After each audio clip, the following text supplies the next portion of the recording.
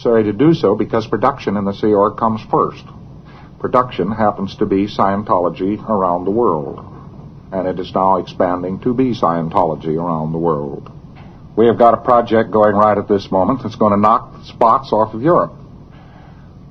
All books, courses, we're setting up, we're engineering it one way or the other. We finally found out how the slots drop into place and how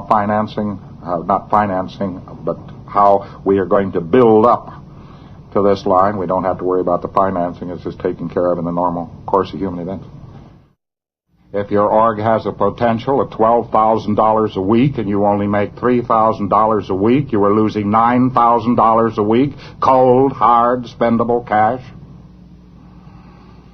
If your org and your skills and capability and so forth would run at $25,000 a week and you were only getting $5,000 a week, you are losing $20,000 a week, cold, hard cash.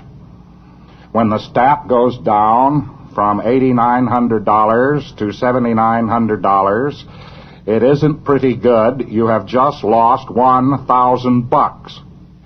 Now that is the way you handle production money.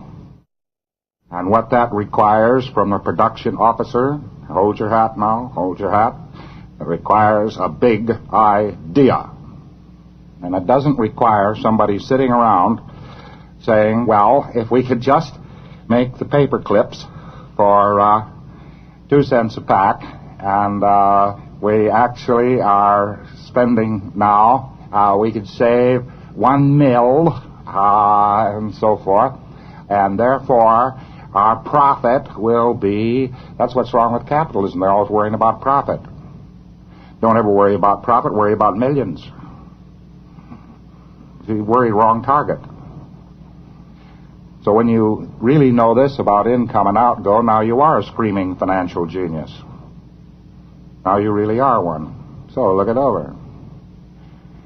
Now, the realm of income outgo is what difference is between income and outgo.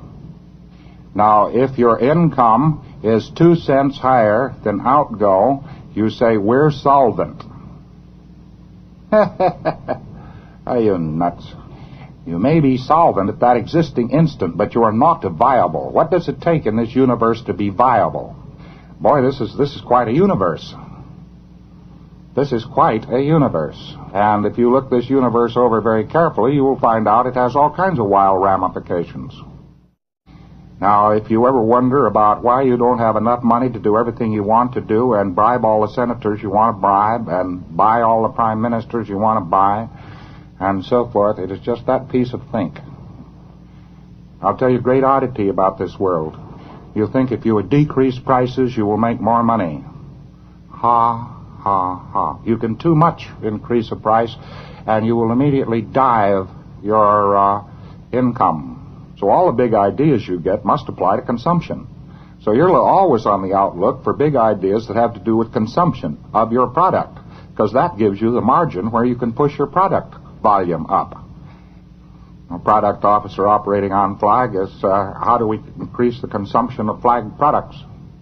So you've always got a department function, and it's called the Special Programs Section. And if an org doesn't have any special program sections, it's goofy. And every time you get one of these wild ideas, you put it into special programs, and it'll wind up not wrecking you. But your big ideas that you get along this line are very often the most banal big ideas you ever heard of. They're just based on how to get more people to walk into the org. Very little to do with it. Interpersonal relations are only good in the presence of successful production. And the thing which you want to do is increase production. And that handles all the interpersonal relations you have anything to do with.